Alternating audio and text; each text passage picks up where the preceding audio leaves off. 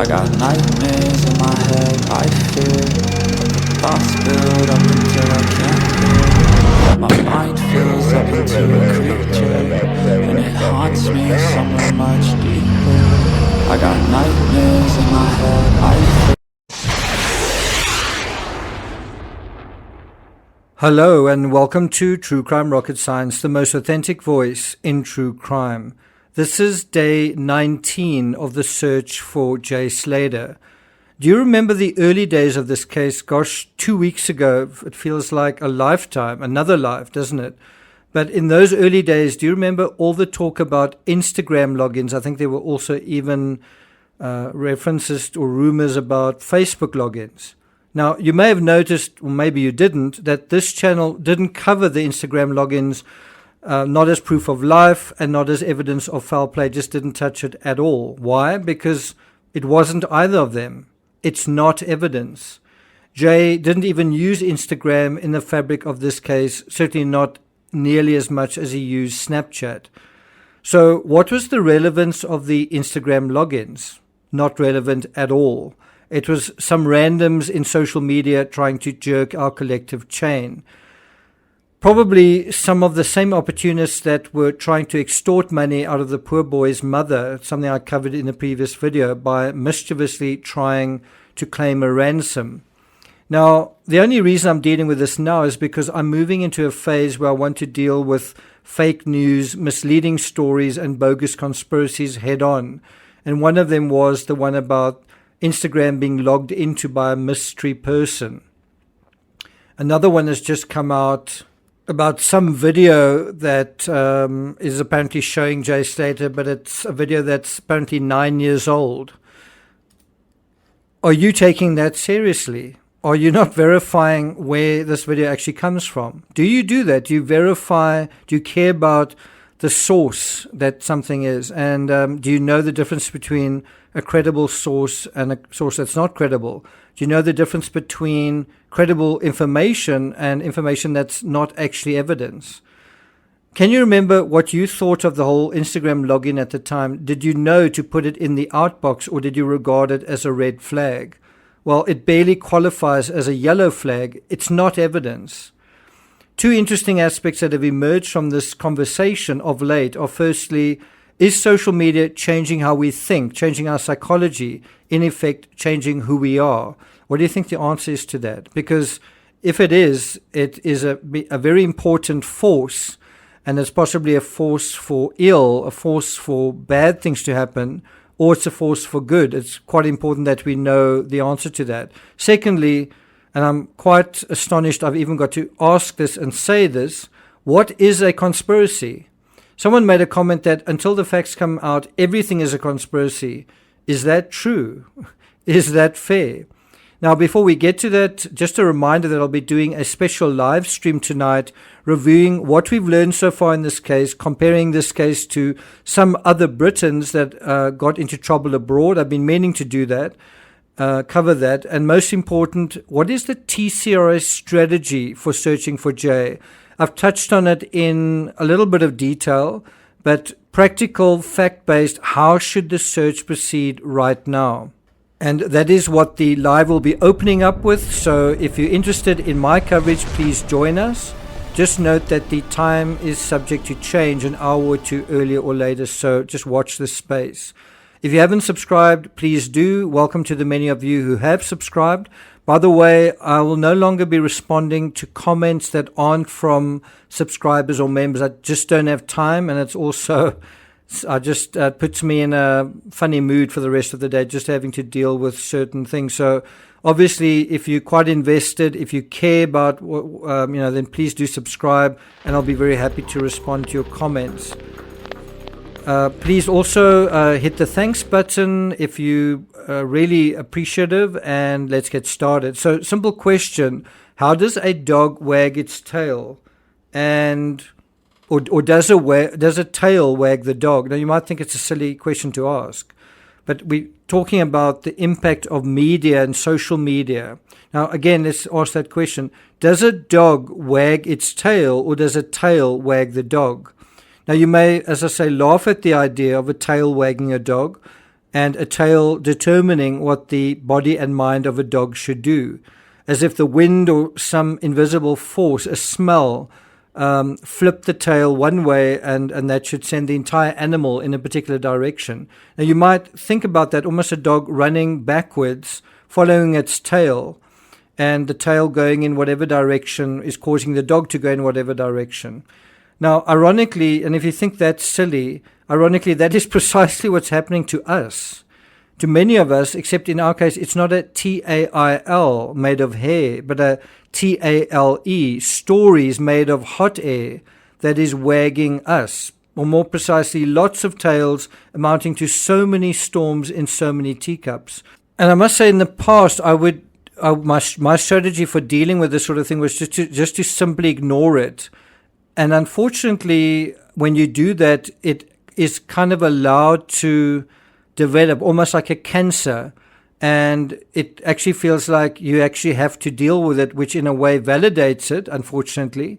But in another way, I think you do need to deal with it in order to basically ridicule it and to make it absolutely obvious that what is being held up as evidence and fact and something that is valid absolutely isn't, if you just think about it in a logical and sensible and reasonable way, and of course a scientific way. And so someone made the comment recently that is not sold on the idea that human beings have actually changed psychologically as a result of social media. Well, what do you think about that? Well, the fact is social media is changing us. We see that in Jay Slater's case. Some of his last acts on this earth are Snapchats. And make no mistake, social media is changing us individually, collectively, culturally, and socially.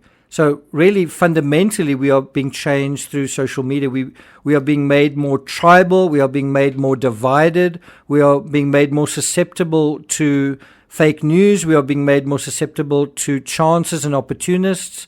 A whole notion of reality is being turned upside down. And so, of course, psychologically, absolutely, we are being changed. The people around us are being changed. Just think about your current average day. How much of it is given to social media? How much of your attention span is soaked up by social media? Many of my current friends, people I've met and had lunch and dinner with, traveled with, I've met and they've first met me on social media, and then we've gone on to meet in the real world and gone to art galleries and done all sorts of things. In recent times, it's been possible to earn a living 100% from social media. That wasn't true not that long ago.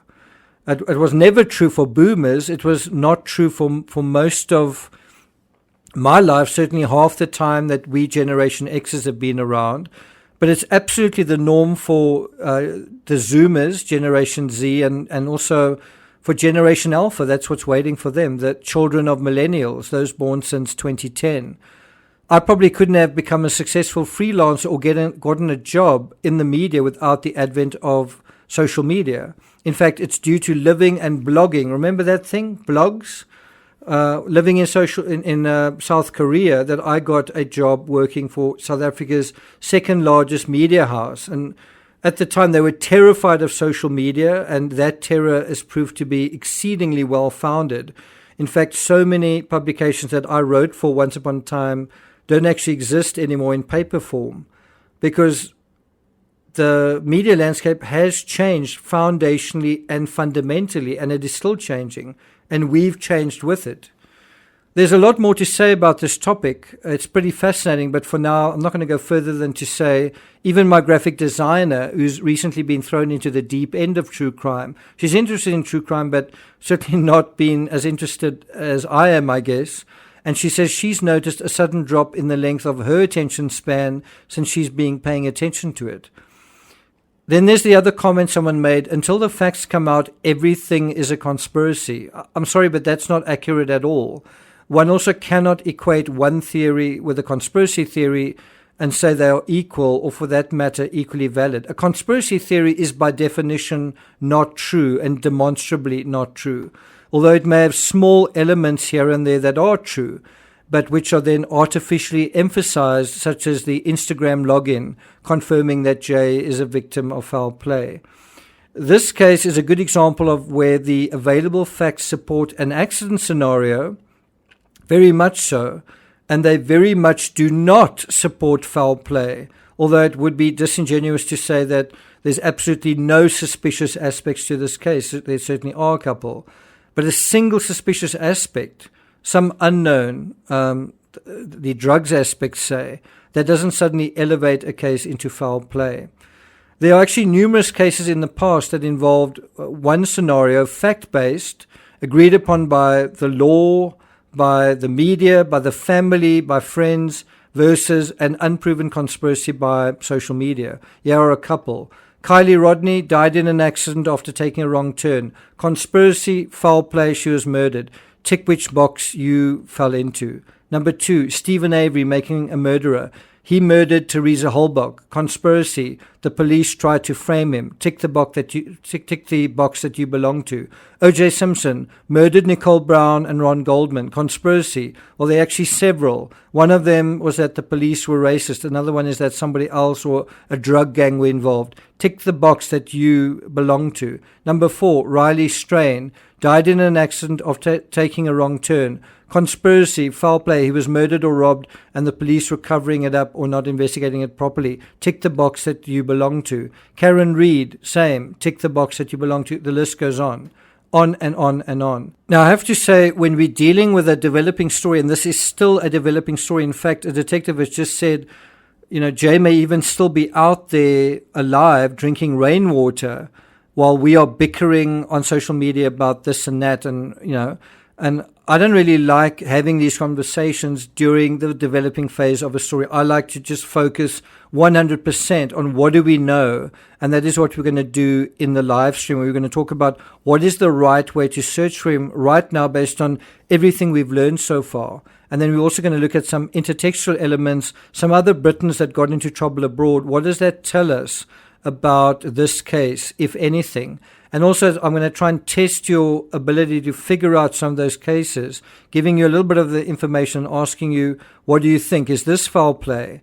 And then see how effective your thinking is. So make sure you don't miss that. So anyway, again, we'll be watching for news today on day 19. Are we going to get to 3 weeks with Jay SLATER still being unaccounted for? Are we going to reach that unfortunate milestone? Let's hope not. Thank you for listening, and I'll see you guys next time.